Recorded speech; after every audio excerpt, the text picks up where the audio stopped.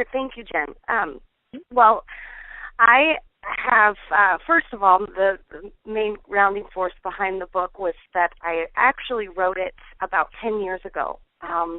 It was the second book that I wrote. My first book was published in 2000, and that was a nonfiction book called One Birth Mother's Emotional Truth. It is a 7-step healing, success, and recovery book that is focused on adoption. I am a birth mother, and I relinquished my son into adoption 22 years ago. And that was kind of the platform that began my nonfiction writing. Shortly thereafter, I wrote Restitution down in my basement, in a dark basement by myself. Took me about 2 weeks to do. And originally I wrote it because I realized that I still had a long way to go. I had a lot that I needed to kind of get up and out, some skeletons in the closet that I felt for myself I needed to spend some time with. And that was really the premise for my writing the book originally, was just some self-healing and some self-awareness, and I needed to tell my own story just to myself. I also have bipolar disorder, and so with that disorder, memory function is often tricky. And so I felt pretty discombobulated for a lot of years. I could remember everything, but it was difficult to put it into context. And so restitution for me was my own healing process to tell my story. And then shortly after I wrote Restitution, some of my very close friends asked if they could read the book. It was never originally intended for publication, and because they were very close to me and knew my past, I went ahead and allowed them to do that. And I also shared the book with my mother and my father because I needed to have some restoration with my relationships with them. However, the feedback from the book, it made people uncomfortable. I talk a lot about incest, sexual abuse, domestic abuse, teenage pregnancy, rape, a lot of things that a lot of people deal with, but we just don't talk about. And it was very uncomfortable, and I felt ashamed.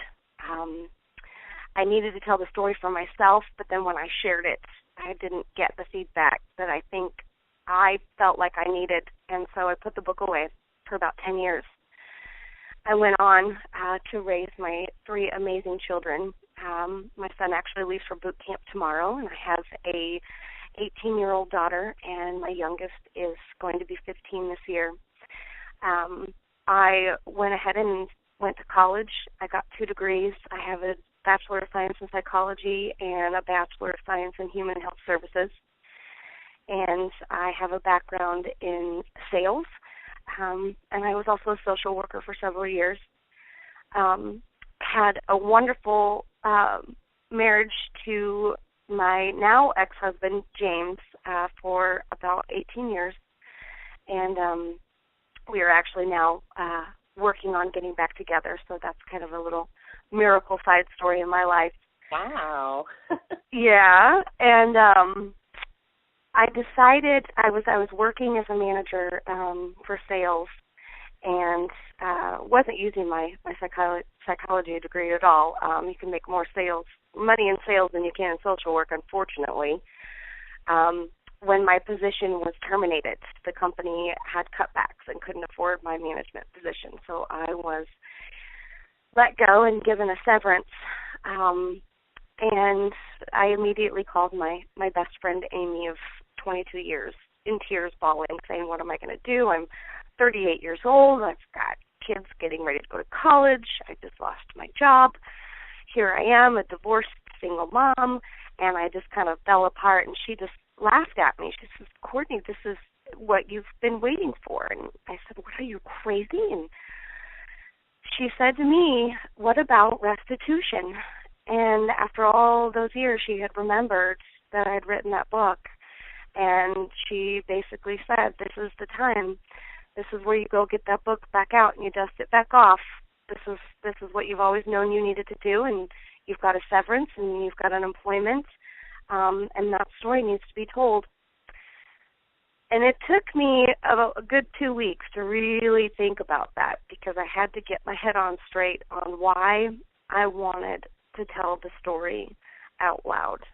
What was important to me 10 years ago was healing for myself to tell my story, but now I needed other people to know that it was okay for them to tell their stories.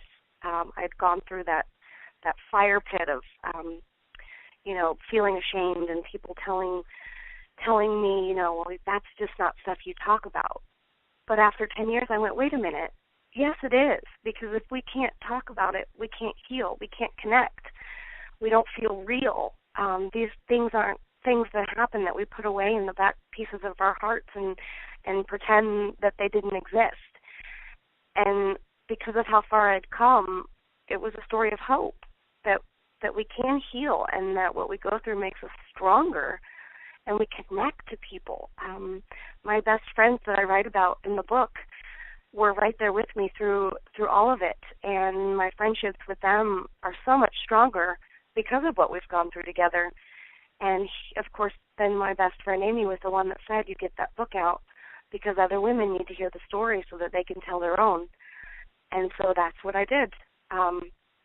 And it's now been about 4 months since I pulled that old book back out of the purple crate, and it's been an amazing journey just this far of connecting with other people who really are excited, not necessarily because my story is any different or any better, but it's almost as if it gives them permission to be real and to tell their stories. And really, ultimately, that was my goal with Restitution.